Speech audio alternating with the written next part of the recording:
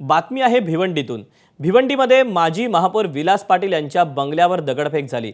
आमदार महेश चौगुले यांच्या समर्थकांनी दगडफेक केल्याचा आरोप विलास पाटील यांनी केला। दगडफेकीनंतर विलास पाटलांनी कुटुंबियांसह छत्रपती शिवाजी महाराज चौकात आंदोलनाला सुरुवात केली। महापालिका निवडणुकीत या दोघांचीही मुलं एकमेकांच्या विरोधात उभी होती। भिवंडीमध्ये आज 2 गटामध्ये जोरदार राडा झाला, त्यानंतर पोलिसांकडूनही लाठीचार्ज करण्यात आला। दरम्यान महापालिका निवडणुकीत दोघांची मुलं एकमेकांच्या विरोधात उभी होती आणि या दोघांमध्ये देखील राजकीय वैमनस्य आहे, राजकीय वितुष्टता या दोघांमध्ये कायमच पाहायला मिळाली आहे।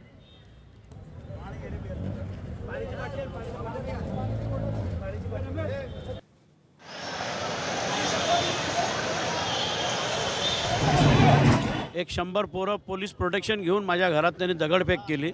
माझ्या सुनाला त्यांनी घाबरण्याचा प्रयत्न केला, लहान मुलाला घाबरण्याचा प्रयत्न केला, माझ्या गाड्यांच्या काचा फोडल्या, आतमध्ये माझा जेवढा स्टाफ बसला त्या स्टाफला त्यांनी मारहाण केली।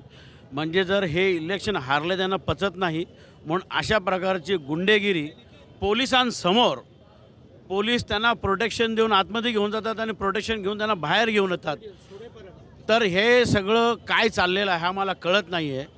जर मुख्यमंत्री महोदयाने हेच करायचं असेल तर समोर येऊन आम्हाला गोळ्याच घाला ना त्यापेक्षा। एबीपी माझा, उघडा डोळे बघा नीट।